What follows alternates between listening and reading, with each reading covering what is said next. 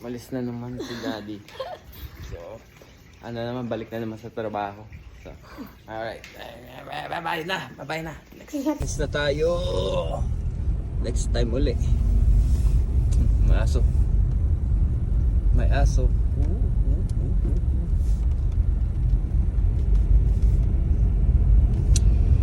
Balik trabaho. Uli. So,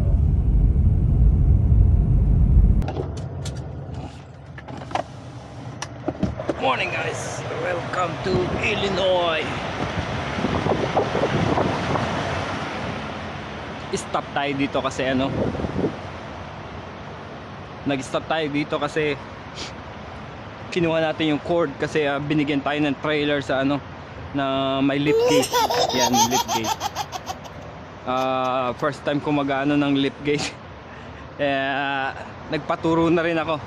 Tapos binigyan niya ako ng cord para i-charge yung battery dyan. May battery dun sa ilalim. So now we gotta go.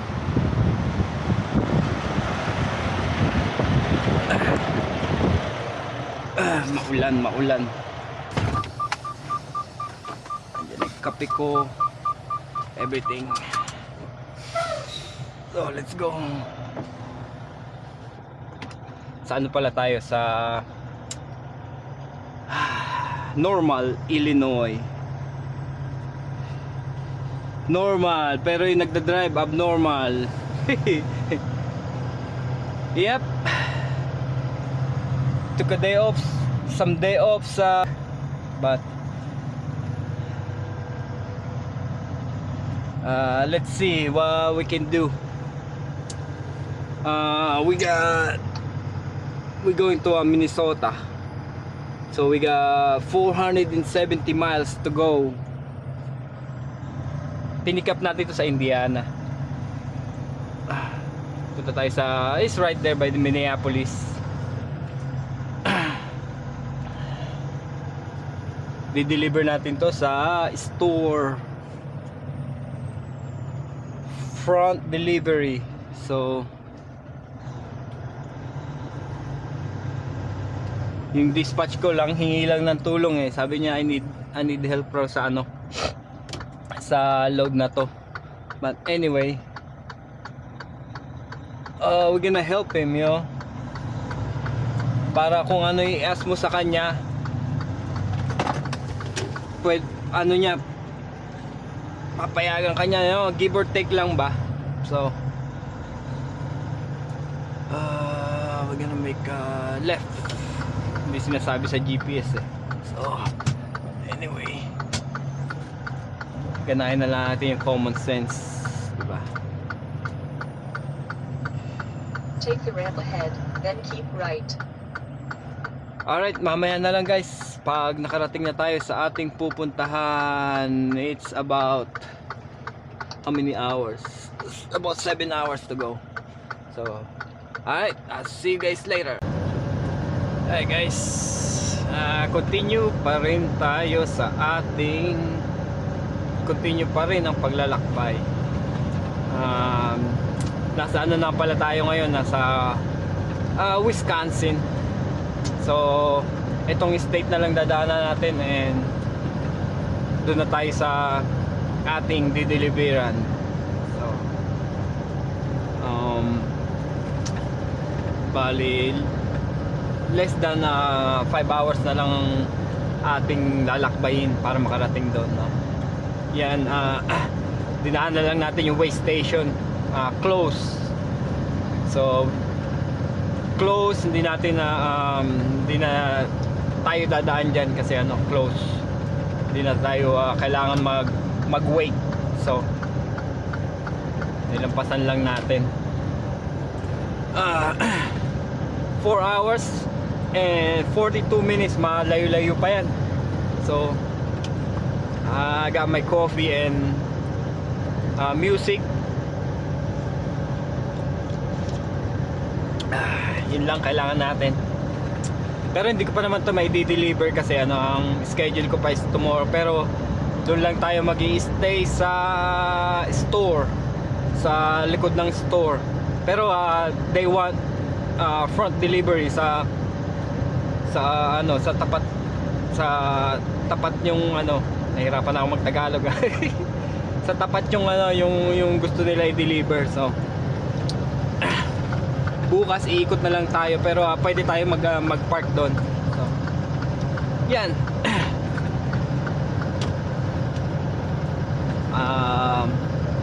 Malamig na guys, no? Mag-winter na. So I mean, it's close. Probably next week o couple weeks may snow na dito. No? Yung isang driver sabi sa akin nung nakaraan nag-snow, pero buti wala pa. Takot tayo sa lamig eh. Alright guys, update ko ulit kayo mamaya pag-continue ng paglalakbay natin. Stay tuned. In 1.5 miles, keep right on Morning, guys. I-94. Finally here in Minnesota. About 30 minutes. Tulog na tayo kahapon, no, kasi we supposed to go to the store, pero ano, ngayon pa naman yung delivery. Decided tayo na ngayon na lang pumunta kasi ngayon lang naman yung delivery. Maghihintay rin tayo dun eh, tsaka pag natulog tayo dun, what I hate kasi ano, walang bathroom, no?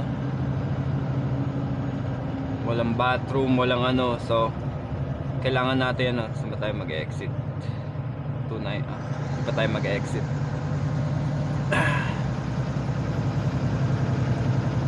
First time kong pupunta dito sa store na to eh, kaya dahan-dahan ba, maligaw. Anyway, 1 hour early tayo kasi from that reason, kung maligaw ka o anong gagawin mo, you're not really in a hurry na ano, no, na bumalik doon sa may ruta mo kasi meron ka pa naman spare time. Ito ang Minneapolis, city ng Minneapolis sa Minnesota State. 3 right lanes. So yep, welcome.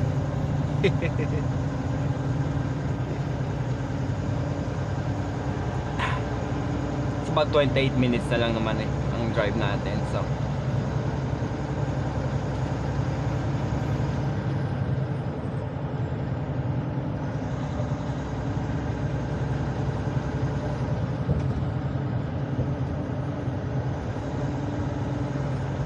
Continue on I-94.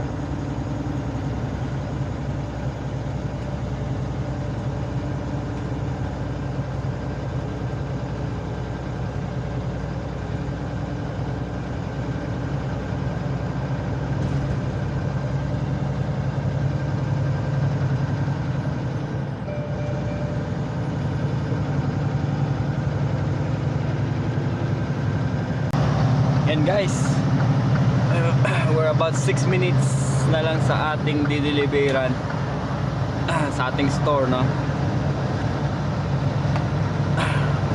sa Plymouth.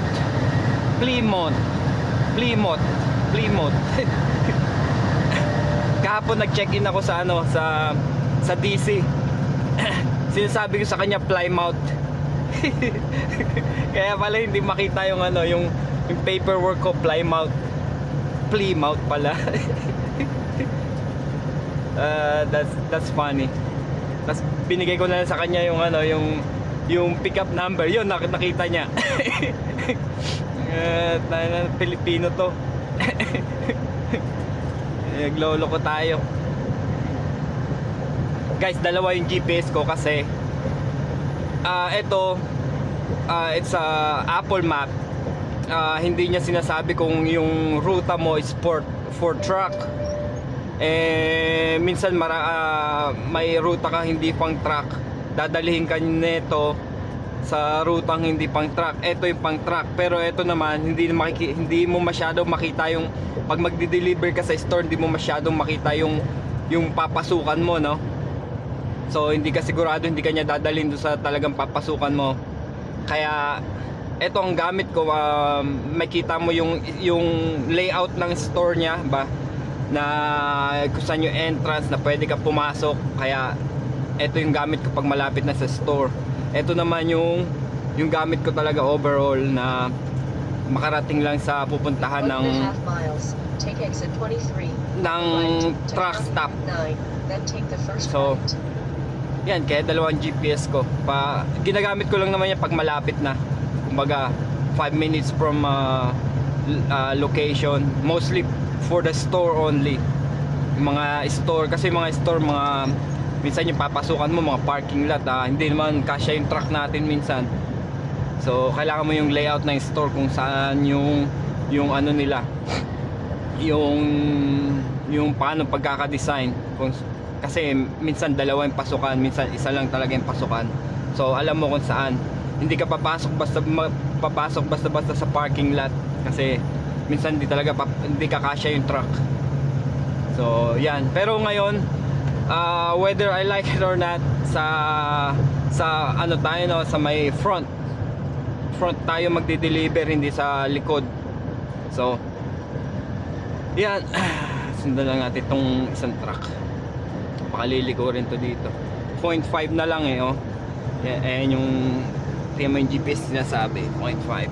Take exit 23 on the right to County Route 9. Then take the first right. Slowing down, maybe it's gonna exit din dyan. So yan.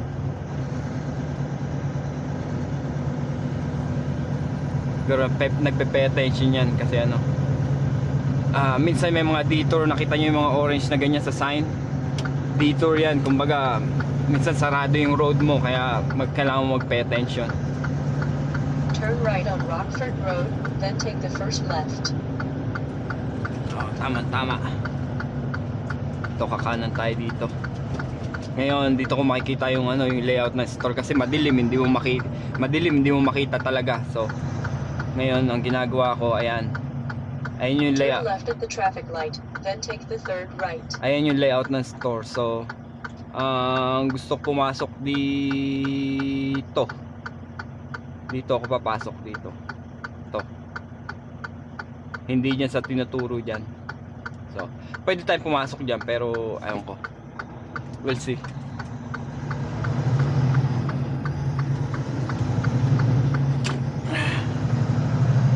Ito, kakanan tayo dito.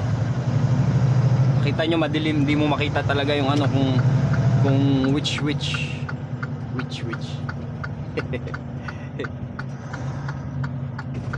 okay.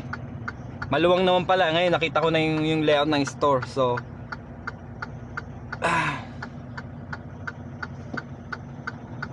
yan, pwede tayo lumiko kasi yellow flashing, except pag red kailangan mag-stop. So yung store natin is right here on the right side. So pwede tayo pumasok dito kasi iikot tayo dyan. Ayun, no, store natin. So see, sabi ko sa inyo, masikip to. Pasok ba? Pasok. Saktong-sakto. Parang ano, sinukat. Konting gas sa paint. Turn left, then turn right. Ayan guys, yung store natin, it says home goods. So marami siyang Turn left. marami then siyang turn left. store, pero dito yung ano, yung kaya kailangan alam mo yung papasukan mo. Ito malaki yung parking lot eh. So ang gagawin natin, hazard, and Turn then left, then take the first right.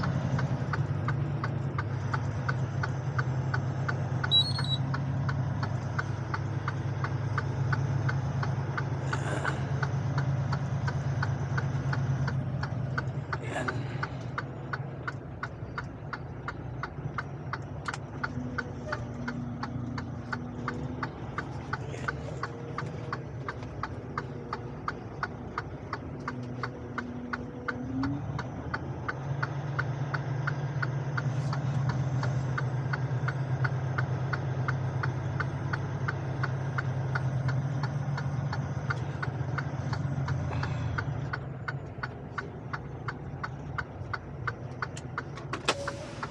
Yan, mag-ano lang tayo. tingnan natin kung ano yung drop. No, we're not gonna drop it. And then now ngayon mag-ano lang tayo ng I just put brake. Alright, tingnan natin ito guys.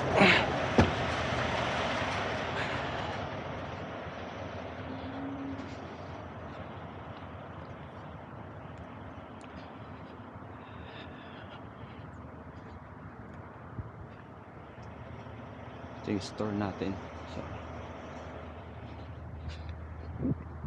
move forward lang natin konti.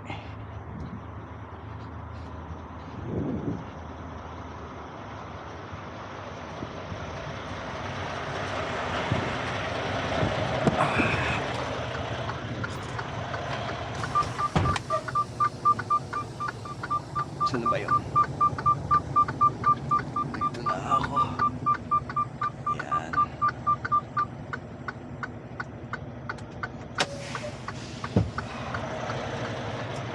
Alright guys,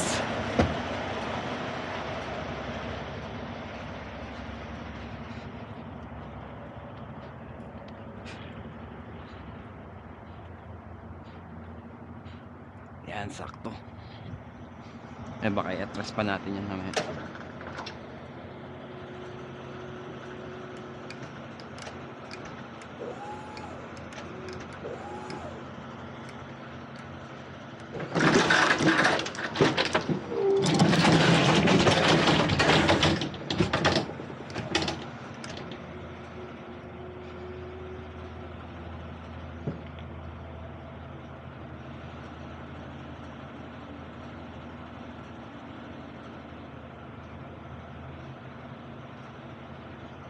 Mag-wait na lang tayo dito.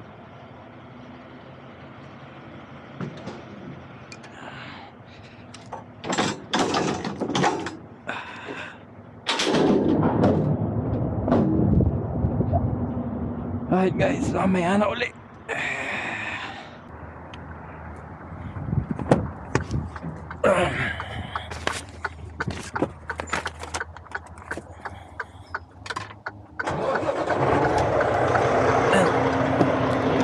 Na rin guys, load na.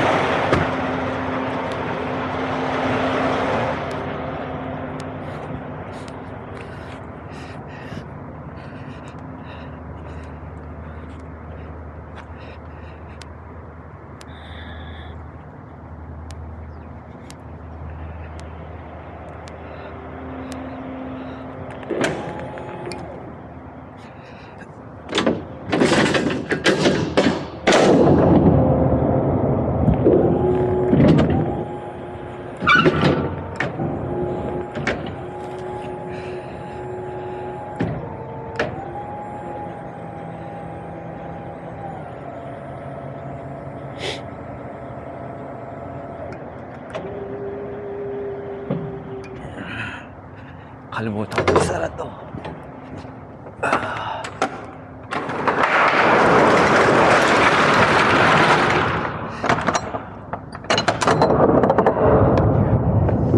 Alright.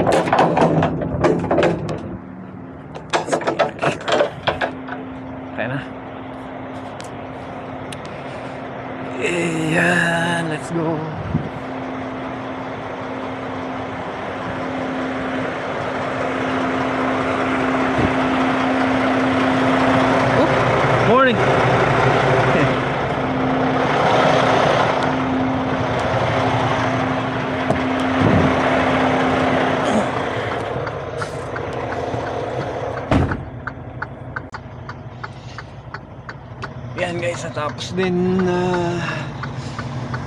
Alis na tayo dito.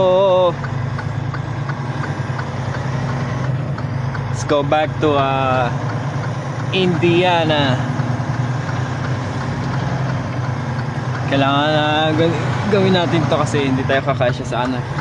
Turn right, then take the second left.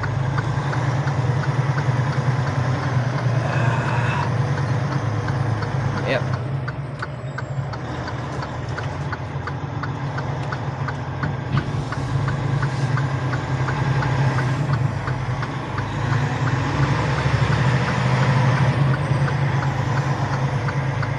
Turn right at the stop sign, then take the second right.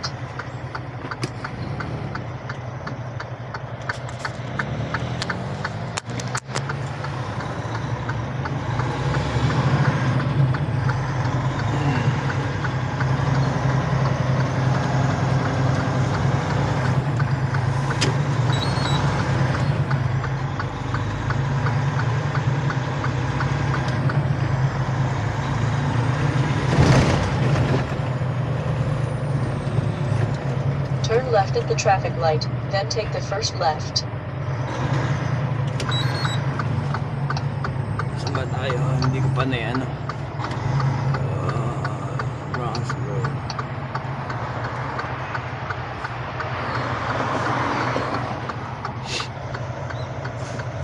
Bronx Road.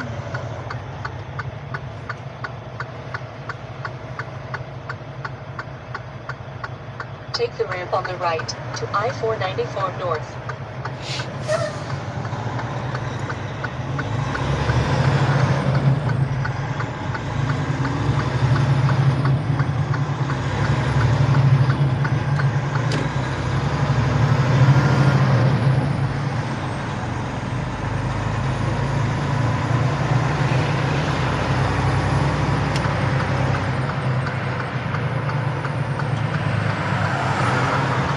I'm gonna go to a different route this time. Yan tayo nagpunta guys, oh, doon. Yan.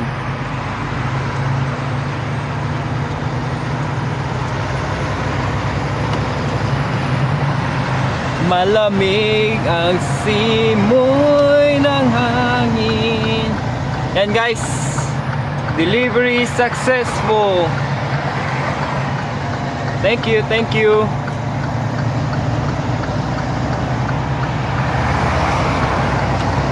All right.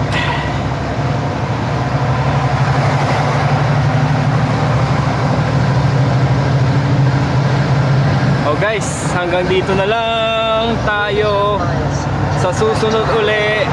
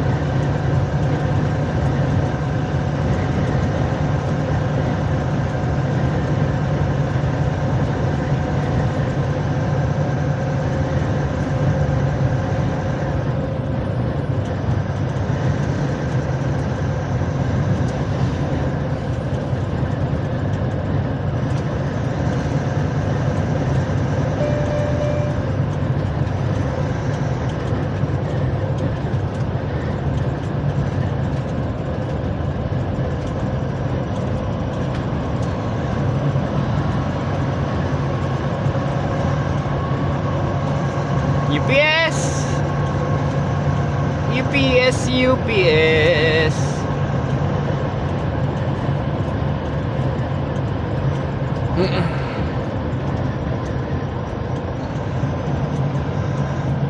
Naku, traffic!